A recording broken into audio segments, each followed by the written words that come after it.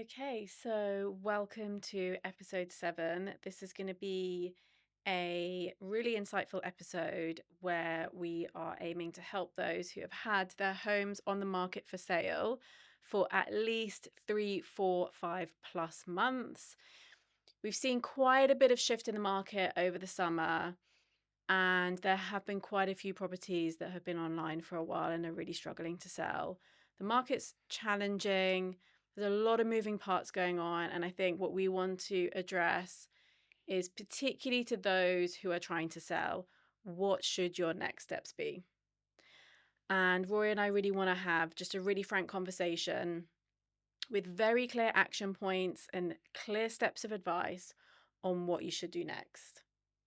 So, Rory, do you want to kick us off with what you think has maybe currently kind of gone on in the market at the moment and what we're seeing? And then we can kind of move on to those key tips. Well, I think the difficult part is we've got the most properties on the market we ever had in 10 years. So you're competing against lots of other properties. We've also got a bit of uncertainty all across the market. So with that, you've got buyers and sellers not really sure what's happening. Throw in the mix, we've got agents that may be on a high street, that may not be on a high street, overpricing to win a listing, and then planning for the price drop. So yeah, people's having they're planning for the price improvement. They being the agents, you mean? So A agents lot of the launch. time they'll launch high, and then nothing will happen to get the listing, and then drop the price to where it might be more realistic. But what we've had in the last 3 months is that market's really shifting. So the prices are really changing, and you have to be very price sensitive to get a property sold. And people that had properties on the market, say for the last 4 or 5 months now, a lot of them, if they haven't sold, they've been overpriced. And then the owners are like, well, that's the price we want to get because we had viewings at that price. But it's shifting, so that price is not there anymore. Yeah, I mean, I think it's interesting what you talk about with the pricing of these properties, because you're right in that I think what we see is it's very competitive to get a property on to sell for someone. You've got a ton of high street agents, you've got a lot of independent agents, and it's just one of those really competitive markets where people are very, and obviously people selling their home are very price sensitive. This is their home, it's their asset, it's their investment, their retirement, their pre-forever home. It's hugely important to them. And so for that seller to pick an agent that has valued their property sometimes two, sometimes £300,000, sometimes more, less than another agent, is a very difficult move and a totally understandable move why a seller would want to pick that agent who has valued the property really, really high, or at least at the highest amount. But I think what if you're selling a home, what's really important is that you work with an agent that provides you with evidence as to why that price is right. Because what we have seen now is quite consistently is the overpricing, particularly from certain high street agents. And that's just really disappointing because you set a seller's expectations totally wrong. And from then on, the whole experience takes too long to sell. They end up dropping it. And the records show that the longer a property sits on the market for, the less it sells for, the more likely it is to not sell at all. So, what we kind of want to do is discuss picking up the pieces of that situation. So we've seen quite a few properties, and we've met someone this week actually who we've talked to who's had a really similar experience to this. The property was listed too high, and then there's all sorts of reasons as well why we think the property hasn't sold. And so we've had a conversation about this, and we're having this with quite a few different sellers at the moment. And so we want to just give some really quick tips as to what you need to think about as a seller and what needs to change. So I think a really good place to start is at the beginning, or what always should be discussed at the beginning, which is your strategy. So like, what is your strategy to sell this home? So do you want to give a bit of information as to like what that means and what the considerations are? So we always say that it's a partnership between it should be a partnership between the agents and the seller. There's many factors that come into the pricing strategy. The owner may need a set price for retiring, for their next purchase and retiring. So they're downsizing and they need something to buy the money to buy the property, and then that's the rest of it's going to be their retirement fund.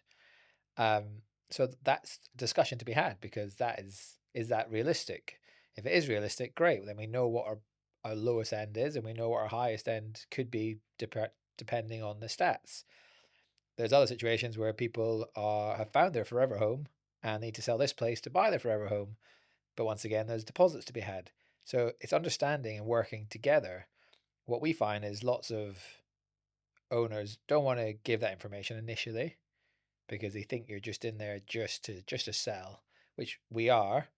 But also, once we have a strategy set up together, we're all happy with, the process is a lot more comfortable, because we know, right, this is a bit, we are going to go higher because some of the stats show you could sell at this price, so let's try it.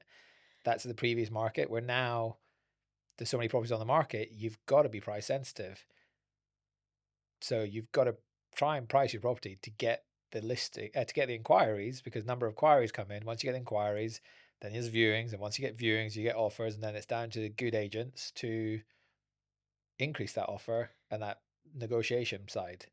I think that's a really important point when you're like looking at the strategy of how you're going to sell your home. Obviously, everybody wants to get as much money as they can for their home, but how you price it does matter. You've got different categories on Rightmove where people search by their price. And so, how you price it matters, because it's about getting eyeballs on your listings, particularly on Rightmove and Zoopla. So, if you found your forever home, you've put in an offer, it's been accepted, but you have to sell your current property, you need to price your property competitively, because what you want to do is get lots of viewings in. You're under a time pressure, so you need to get your property sold. So for example, if you're going to sell your home and it's £2 million, or it's in the region of £2 million, you're not what you don't want to do is put it on at something like something too high, 2.1. 2.1, or because You're what missing all you the £2 million or buyers. everybody that is looking for a £2 million home puts in £2 million or selects 2 million when they're searching for a property, and then they won't see that home because your property is listed at 2.1. So that's what we mean by strategy. So it's not that we're saying, oh, if you want to sell your home quickly, drop the price and you'll sell it quickly, but it needs to be priced right to get the most number of eyeballs on your home to sell.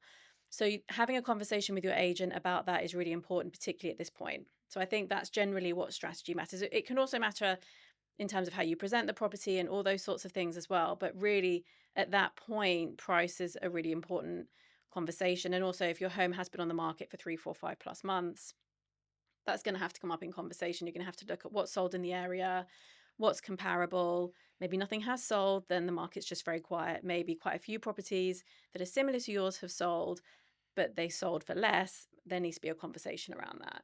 So I think that's what we mean by strategy. It's like looking overall at like, what's the current market doing? What do you need as well? What's the right way to kind of set your property up online to make sure that it gets the most number of eyeballs on that listing?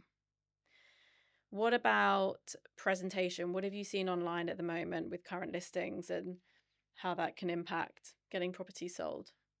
Well, the marketing is the key, as you just said, with eyes on. Photos, videos will give you that.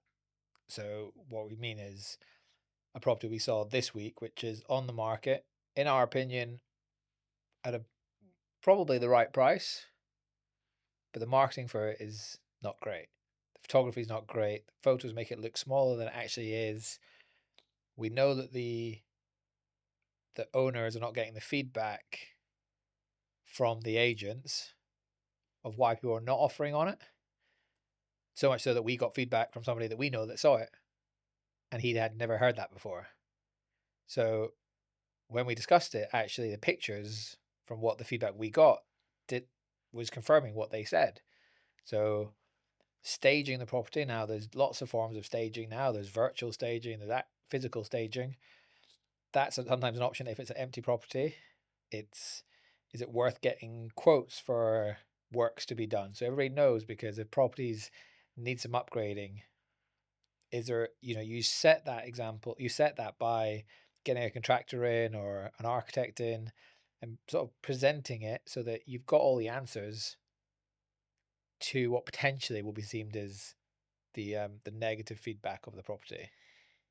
Yeah, I mean, I think in just sort of going back to the photography and like the initial sort of presentation of the property. I'm not sure why I'm answering the presentation, to be honest, Uh, when you're the marketing person, but we'll Fair we'll point. I think our so what we see with a lot of properties online, as anyone else does if they're looking to buy, is they look at the photos, and the way a hotel, going back to my old roots, the way a house is presented is huge. How a house is photographed is hugely important because angles matter, and how tidy a house is matters. And so when you look at a home, you get a first impression and you look at the price and you then look at the photo. And if the living room is taken, a photograph of a living room, actually angles are really important, particularly if you have a home that's somewhat long to a certain degree, which most homes are, or particularly the open plan kitchen, dining, living area. What's important is that you don't always take that front photograph which shows the whole length of the room, because it can make a room look really thin. And that's what we saw in this particular house, is the downstairs looked so thin, and actually it looked kind of short in the end. And so for the price that we were looking at, you're like, oh, this downstairs doesn't look that great, this property looks really overpriced. You also had a dining table and chairs that were kind of sitting right in the middle of the room, which was a really awkward place to sit. Like, no one generally would sit in the middle of your open plan kitchen dining room. and the owners didn't have it Well, like yeah, when that the when they owners lived lived there. there, yeah, correct. The owners didn't actually live like that when they lived there. So that setup sets a really bad example, and it just doesn't show off the property as well as it could. And what that does, it reduces the number of people that click and go book a viewing. So if your property hasn't sold and it's been on the market for a long time, have a look at your photos with a really critical eye, or maybe ask a friend to come and have a look and be really honest. It's hard when it's your own home to be objective. You're generally really quite subjective. Um, but or ask another agent, like, what's your impression of the photograph? Because if you've not got enough viewings in, that is a key indication that your home isn't just generally isn't photographed well enough.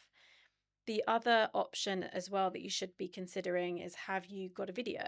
Because if your photography is pretty good and it generally ticks the box and it shows off your home well enough, perhaps it's missing some key features. So, like, what would be the top 5 features of showing off your home?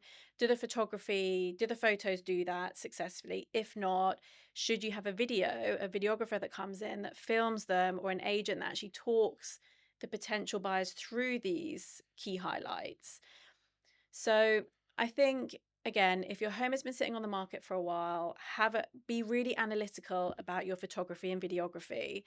Is it good enough? Are the angles good enough? Does it really show off what the property looks like? Because you can walk into a property having seen it online and think, oh, that looks a bit thin, that looks a bit small, and go, oh my gosh, this looks completely different to how it looked online. And if that's the case, it needs fixing, because it's, as Rory said, there are a huge number of properties online at the moment, the highest that have been in 10 years. And if your property is not presented to its best possible standards, you will get fewer viewings. If you get fewer viewings, you get fewer offers. So I think that's a really important thing to consider. But that's again down to your agents. So your agents spend a lot of time in different properties, and they should be, and if they weren't, they should be there when the photographer is there. Photographers are great. Like they take photos of properties every single day, but there'll be key features of every property that need to be highlighted, and every angle that you think, oh, if I bought it, I'd like to see it from this angle. It just really showcases the view into the garden, or the ensuite as well in the main bedroom. So that's something that needs to be. The agent should be there for the photography in this current market, because that's part of the whole process. We should be, Absolutely. like we had the other day when the property we were about to launch. We were there. Then the photographer turns up. Photographer does all the photos. Then as soon as they leave, the videographer arrived. We got all the videos taken, and then we all left, and now we're getting ready to present it. But when we were there, we weren't just standing and watching the photographer. I was working with the photographer to talk to her about what the best angles were. I showed them the photos of the previous listing that the other agent had taken. and I explained what I didn't like about them and how it made the room feel.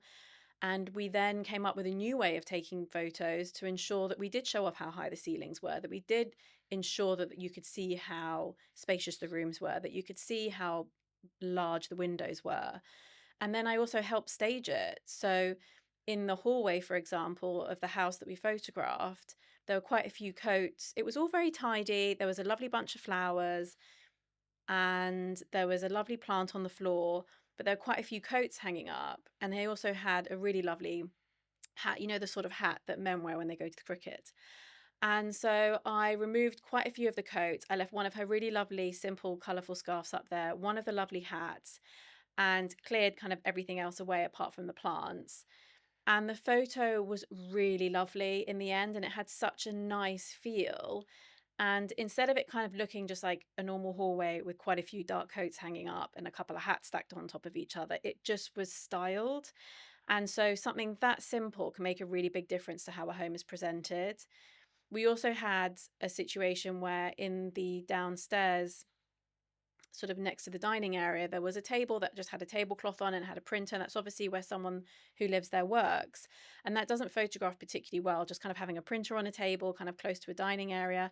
And so we shifted the printer. I said to the photographer, does that not look quite right? And she was like, yeah, it doesn't look right. And so we actually shifted it, and she was more than happy to help me. But because I was there and because I put the effort in, the photos were so much better than had been previously taken. And the owner was so thrilled, really thrilled. And suddenly her confidence started to build and she started to have more positive, energy around relaunching her property. So if you are thinking of moving agents, ask them how they do the photography and if they turn up on the day, because I think that makes a huge difference to the outcome of the photography and how well your property's marketed Yeah. online.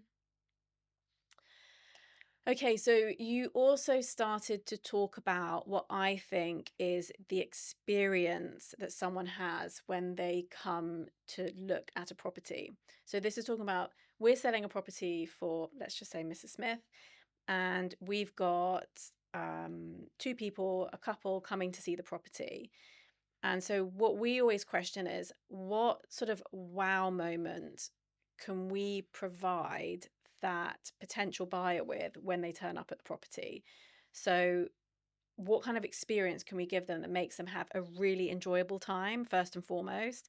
And second of all, how can we create that wow moment when they walk into the property or turn up to the property or go into the best room or whatever that is? And so what, like, do you remember we were just at a property the other day and we talked about the gate and things like that? Do you want to Yeah. just kind of discuss that? Because that was your idea, which was a really good idea. So there's one of the properties we're at the other day, there's off-street parking. So it's not a busy road, but there's not too many spots that come Well, up. parking in Southwest London can be competitive at times. Yeah. But So, this has off-street parking. So part of the whole experience is making sure that you're there before the viewing takes place.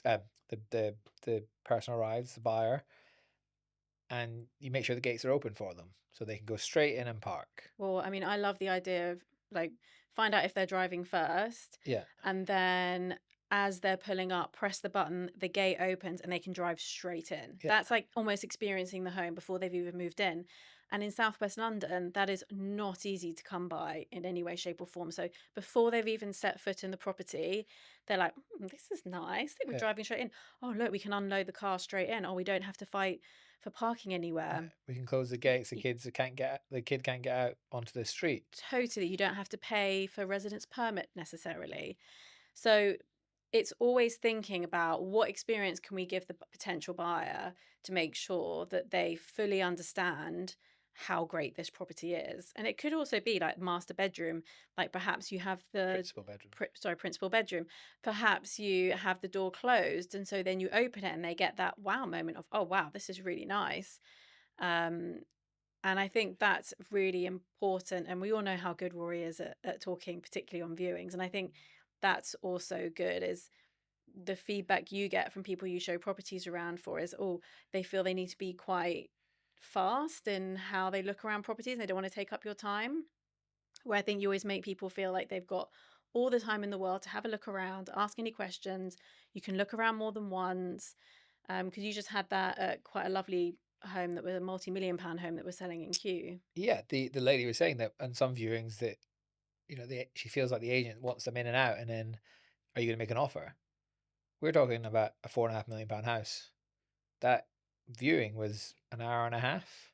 It's not the smallest property, and there's lots of bits, moving parts to the house and what you could do, the detail that they've renovated it already.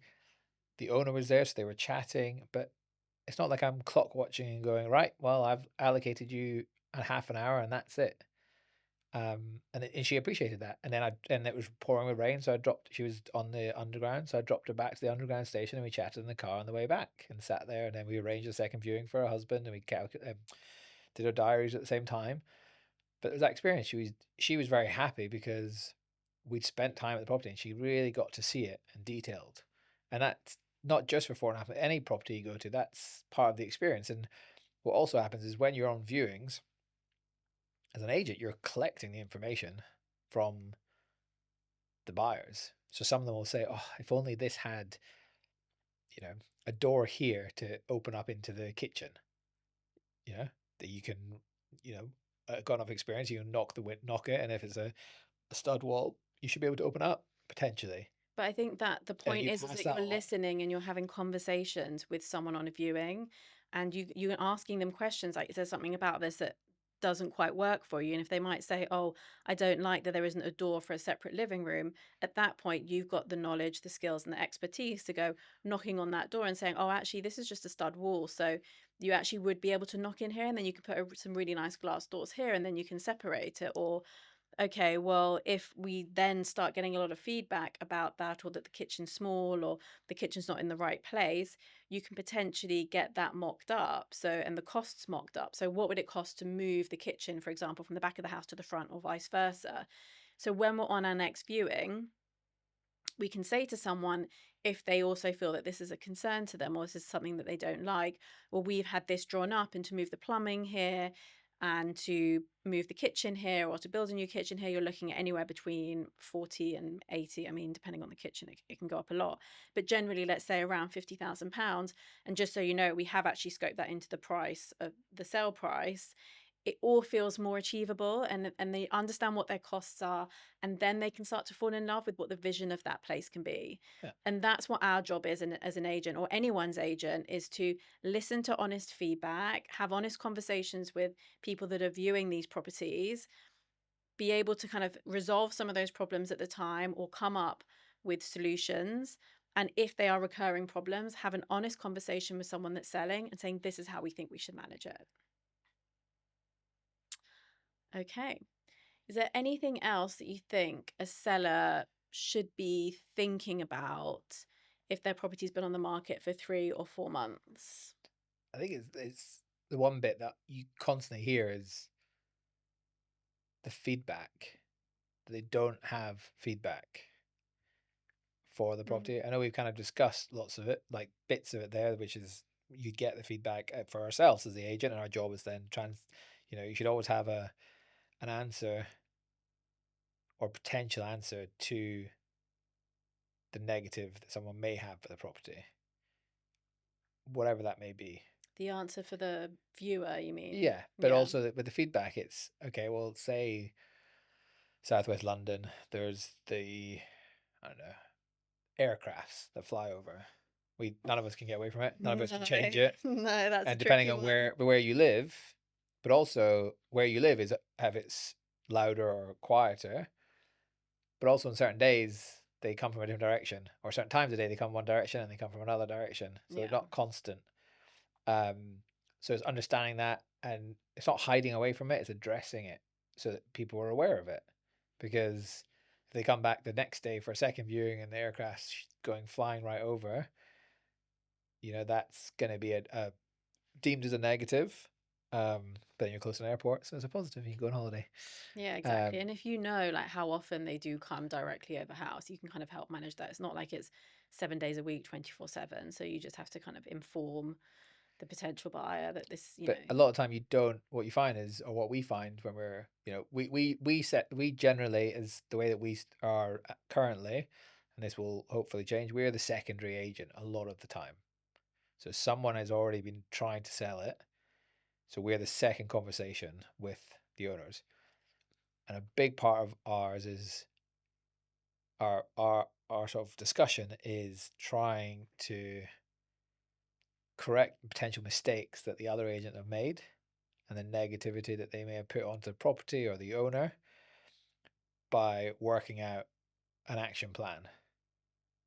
And that's the important part is people, I can't sell my property. Like, we're not getting any offers. Okay, well, let's look at it. Why? If we did this, would we get an offer? Do we think it's realistic price? We don't have a magic. We have a lot of data that can tell, but at the moment, people are offering 15, 20% less. When I may have said on one of these previous podcasts, in the past, everyone Googles it and it says offer 10% less than the asking price. Then you'll get, I think it was Rightmove stats, it was like 5.6% agreed last year. So 5% below the asking price is the average. That's no longer the case. People are now offering 10 to 20% less because it's been sitting on the market. It may be higher priced. All of these scenarios come into it. But these are honest conversations to have with the owners. Like, Yeah, and, there's and no it's point hiding difficult. Yeah, this. it absolutely, and it's difficult because people and people have the choice to take their property off the market and hold it for a bit longer and see if how the market does change, because we are seeing a little bit of the sort of bargain hunters coming along the market looking to kind of get a good deal, which generally would happen when you start to see a 15 to 20% drop in property prices. So there are a lot of properties on the market, but I think you are going to start to see a lot of buyers or investors that are thinking, oh, okay, what can I get here? And so depending on the type of flat, house, apartment, building, whatever it is that you're trying to sell, there could be a bit of a market there to kind of get a buyer in and get a deal done. Um, the only thing we didn't talk about as well is withdrawing that property online. So if your property's been on the market for quite a long time, one of the options is to take it off the market. And that's something that we would recommend on some occasions if it's been on particularly for 6, 7, 8+ months, because quite a few buyers have seen it sitting for a long time. And when it sits there for a long time, they start to think, oh gosh, what's wrong with this? There's something structural going on, or there is something really wrong with this, which is why it hasn't been on the market for a while. And so we recommend to take it off, give it a month or two, depending on the seller's personal needs. They might need to sell it quickly. So maybe it's just a quick turnaround for a month. Give that notice into the agent, have it a month off the market. Let's redo the photography. Let's make it look different. We can even stage it if we need to. We can do some virtual staging if we need to, or we can just come in and do some light touches that would make a difference. Get a videography in, get a videographer in, get a beautiful video done that's engaging, full of energy, like bring a new lease of life to that listing, and then relaunch it and go for it and see what happens from there. On a lot of occasions, you may have to reduce that price to get that real buzz and to get people's attention. But people then think, have I seen this before? Oh, no, maybe I haven't. And then they will click on it and organize a viewing. So as we're agents, we want to sell homes. That's what we're here to do. But really, to do that effectively and to get the best price for the seller, you do need to take it off the market sometimes and give it a complete fresh look and just like re-energize it, get a bit of vigor back onto the listing. I think also part of that is, and we had this the other day, where as an agent, we sometimes have to have those difficult conversations and to do a price reduction, I think, or a price improvement, as the wonderful world is at the moment. The Mm-hmm. word, sorry, buzzword at the moment, is you almost have to be, I don't want to say aggressive with the price improvement reduction. Mm-hmm. It is a reduction at the end of the day. But you're actually, if you are too tentative with it, it has no real impact. So, for example, we'll go on a price point just because of Rightmove and it's a good way of doing it. If a property's on at 1.25 million, okay, the next price drop is a million. So on the searches, it's £1 million. Now, if it's on at 1.25 and people want to reduce it, someone will say, well, okay, we'll put it on 1.15. great. It's still the same search criteria for the person looking at 1.25.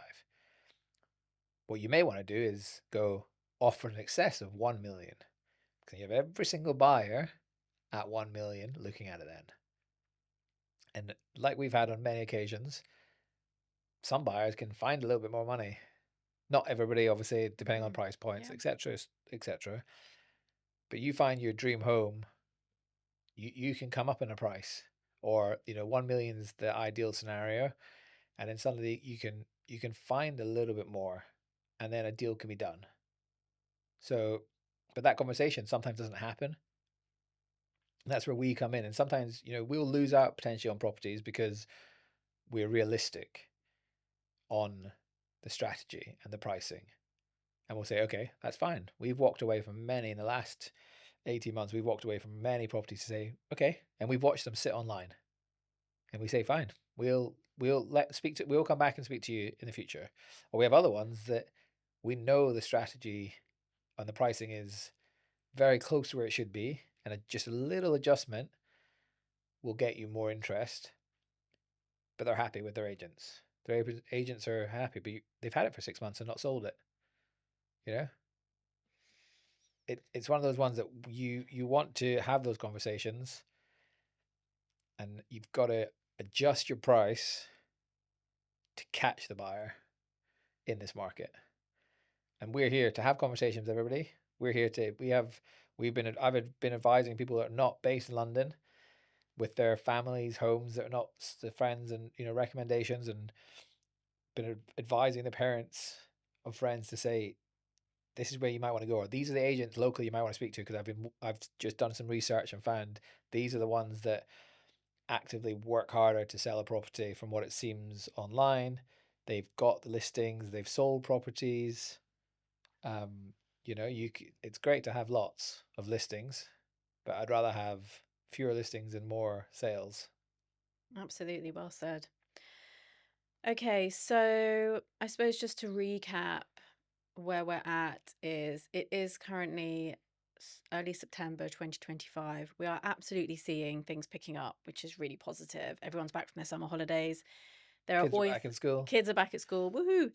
And this is still London. People still want to move. They still need to move. They're moving in and out of London all the time. So there are always buyers out there and there are always sellers out there. And I think you've still got to be positive about where everything's moving. This is still London, and we're seeing things pick up really nicely. And yeah, I think if anyone is just really unsure and needs some advice, I think, of course, we'd recommend to get in touch. Even if your properties aren't in London, we'd be really happy just to give a bit of advice and chat through your situation. And if not, we have a good contact list. We can put you in contact with somebody potentially locally that could help you and give you good advice. Yeah. Mm. And I think on a personal note, in terms of Barnes Putney kind of vibes, Sheen, of course. Um, it is autumn is on its way. Rory is chairman of the minis at Roslyn Rugby Club, and we are Should we start again with your whole thing there? okay. You take over. You go for it, I Rory. don't really know, but you're one. I think it's good just to promote that it's the start of the new season at Roslyn Park Rugby Club. Roslyn Park, not Roslyn Rugby Club. Just Yep. And I think we're looking for a few more recruits. Is that right? To join the rugby under the minis? yeah, the season starts this weekend officially. We've got everything from the pups, which we sponsor, which is preschool, all the way through to the under 18s, effectively, which is the youth section. But in the minis, we've got kids starting school that are coming to join for the first session. We've got everything through to under 11s, who are the sort of top of the mini section, all looking for new players. So if you're listening to this and you've got kids who are interested in rugby, then get in touch. We'd be happy to get them involved. If you're parents and you Amazing. want to coach, Yeah, we'd also exactly. we're volunteers at the end of the day. Yeah, We'll get come some on down. volunteers down there. Come down. And then I am recruiting for girls football. I run a girls football team, which is currently year 2 and 3, called the Sparkle Strikers. and we're looking to grow a girls' football league, which is five-a-side football on a Friday. It's called NS5. So go to the website if you are a parent and your kids go to a local school and you want to get your girl playing football or your daughter playing football. There's other boys can play at this as well, but Boys you're can a also big play push, as well, but big I'm push on the girls. particularly pushing on the girls' league. We would love some other girls from local schools to have a team to come along. I know it can be a bit of a difficult sell for girls that aren't currently playing, but what it really is about is girls hanging out with their friends on a Friday. It builds the most wonderful team spirit, and all what needs to happen is the girls turn up and feel like the best players in the world. And as a coach, you're totally able to do that. It's just encouraging them and saying how brilliant they are when they play, and you see their confidence grow. Once they start scoring goals and start doing some really good things, they absolutely love it. Do you So want to explain what they're allowed to do when they score? Not before. so when my girls score a goal, they are allowed to do a team cartwheel all the way back up the pitch. And we had to do that because they were doing cartwheels mid-match and just losing concentration and conceding goals because they were doing a cartwheel instead of defending. So we made up a rule where as soon as they score a goal, they can do cartwheels up the pitch. It's wonderful. It's so lovely. So please do get in touch. I think it's Yeah. ns5.com or .co.uk, or just put it into Google. You'll find it, Or contact you. or contact me. Please just DM me, call me. We would love to have more of a girls team. So please get involved. Okay, great. Well, that is that episode wrapped up. Thanks, Roz. Thanks. See ya. Need to work on that. Okay, great.